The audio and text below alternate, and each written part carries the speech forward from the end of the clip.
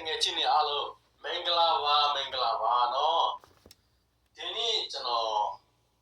ခရိယန်ကျမ်းစာထဲမှာထာဝရဘုရားသခင်ဤကျမ်းစာထဲမှာဆိုရင်ဘယ်လိုပုံကိုယ်တွေကထာဝရငရဲကိုတွားမလဲ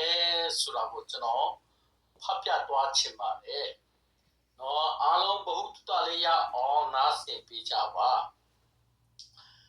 ကိုရင်တူအောဝါစာပရမစာဆောင်အခန်းကြီး6အငယ်9နဲ့10ကိုပထမဦးဆုံးကျွန်တော်ဖတ်ပြချင်ပါတယ်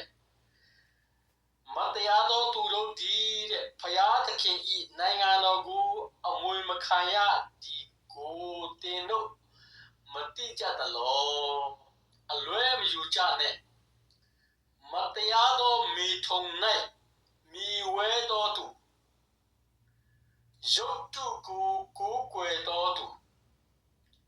သူ့မယားကိုပြစ်မှားတော်သူရုပ်ချခြင်းမေထုံကိုပြုတ်တော်သူသူအမှုကိုခံတော်သူသူ့ဥစ္စာကိုခိုးတော်သူလောဘလွန်ကျူးတော်သူတေရီတေရက်နဲ့ရစ်မှုတော်သူဆဲကဲ့ရဲ့တော်သူအနေအထက်လူယူတော်သူတို့ဒီဖျားသခင်ဤနိုင်ငံတော်ကိုအမွေမခံရကြဒီမှာဆိုရင်လည်းစလုံးလေးနည်းနည်းမရှင်းတဲ့ဟာတခုကျွန်တော်ဖတ်ပြသွားချင်ပါတယ်အဲ့ဒါကဘာလဲဆိုတော့သူအမှု၌ဆိုတာနော်သူအမှုကိုခံတော်သူဆိုတာကအဲ့ဒီအမှုနဲ့ပတ်သက်ပြီးတော့ထောက်ပံ့တာတို့အဲ့ဒီအမှုနဲ့ပတ်သက်ပြီးတော့ဟုတ်လားကိုယ်တိုင်တော့မကျိုးလို့ဘူးသူများကျိုးလို့အောင်လူစော်နေတာတို့ဥပမာခိုးမှုတစ်ခုဖြစ်တယ်ကိုယ်တိုင်တော့မခိုးဘူးခိုးမဲ့လူတွေကိုလမ်းကြောင်းပြတယ်ကိုနေပေးတယ်ပေါ့အဲ့ဒီသူအမှု၌ခံတော်သူဆိုတာအဲ့ဒါကို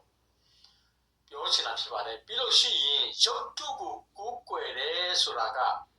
ကျွန်တော်တို့တည်ထားတာတော့ဒီရုပ်ထုကြီးတွေကိုထုတ်ပြီးတော့အဲ့ဒါကိုကိုးကွယ်တာအဲ့ဒါလောက်ပဲကျွန်တော်တို့နားလည်ထားပါတယ်ဒါပေမဲ့သူ့ရဲ့အနဲ့အဓိပ္ပာယ်ကရုပ်ထုဆိုတာကကျွန်တော်တို့မြင်တွေ့ရတဲ့အိမ်တွေကားတွေပတ်စံတွေပြီးတော့ရှိရင်နာမည်ကြော်ရောချင်းတွေအဲ့လိုမျိုး popular ဖြစ်ခြင်းတွေအစပေါ့နော်ဒါတွေကိုရုပ်ထုလို့တင်စားတာဖြစ်ပါတယ်ပြီးလို့ရှိရင်ဒီမှာသူကစကလုံးထဲမှာနည်းနည်းမရှင်းတဲ့ဟာရုပ်ကြားချင်းမိထုံကိုပြုတ်တဲ့လူဆိုတာကအဲ့ဒီမှာလဲမိန်းမချင်းလဲဟုတ်တယ်နော်ရုပ်ကြားချင်းပဲမဟုတ်ဘူးဟိုးတော့အစဟိုးရှိခေတော့အစlesbian လို့ခေါ်မလား gay လို့ခေါ်မလားအဲ့ဒါ same sex တီဆိုတာရှိပြီးသားအဲ့တော့ကြောင့်အဲ့ဒါတွေကိုလုံးဝလက်မခံပါဘူးပြီးလို့ရှိရင်မတရားသောမိထုံ၌မြည်ဝဲတာမတရားသောမိထုံ၌မြည်ဝဲတယ်ဆိုတာကကိုမိန်းမမဟုတ်ဘူးကိုယောက်ျားမဟုတ်ဘူးဒါမှမဟုတ်ရှိရင်ပတ်စံနဲ့ငားပြီးတော့အတူပျော်ပါတယ်ဒါမှမဟုတ်ရှိရင်ဗီဒီယိုတွေ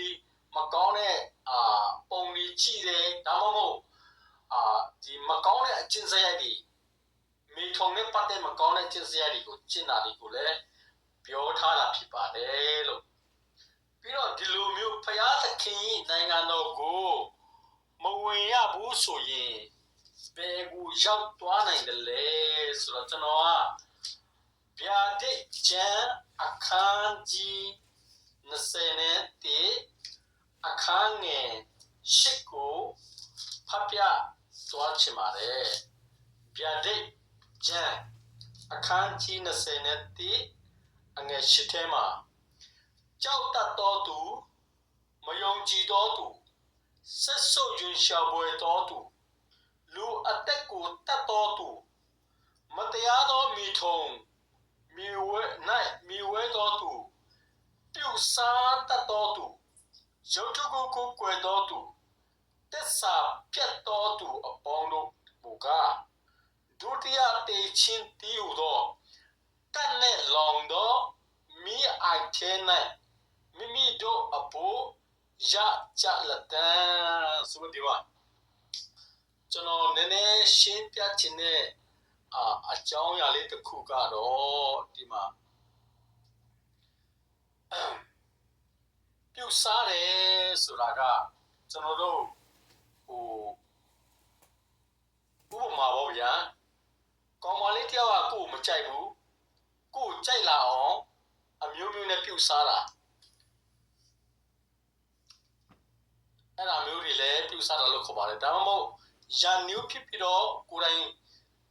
တွားပြီးတော့မပြမချင်လို့မို့အမျိုးမျိုးနဲ့လှုပ်တဲ့ဟာတွေလည်းပြောထားတာဖြစ်ပါတယ်အဲ့ဒါတွေပေါ့နော်သူများကိုပြုစားတဲ့ဟာတွေကလည်းလုံးဝကန်တဲ့လောင်တဲ့မြင်းငယ်ကျင်းမှာကြာမှာဖြစ်ပါတယ်ဆိုတော့ဒီနေ့ဖတ်ပြသွားတဲ့ကျမ်းပိုက်ဒီထဲမှာကျွန်တော်တို့ပြင်ဆင်စရာရှိတာအားလုံးပြင်ဆင်ပြီးတော့ထာဝရငရဲကန်တဲ့လောင်တဲ့အမတန်ကိုတဲ့မြင်းငယ်ထဲမှာထာဝရမသွားရဘဲနဲ့ယနေ့မှစပြီးတော့ကောင်းကင်နိုင်ငံမှာကျွန်တော်တို့အတွက်စည်းစိမ်ပြီးဆုဆောင်ပြီးတော့ဘုရားသခင်နိုင်ငံတော်ကိုအကုန်လုံးပျော်ပျော်ပါးပါးနဲ့ဝင်စားကြပါစို့လို့အားလုံးကိုဖိတ်ခေါ်ပါတယ်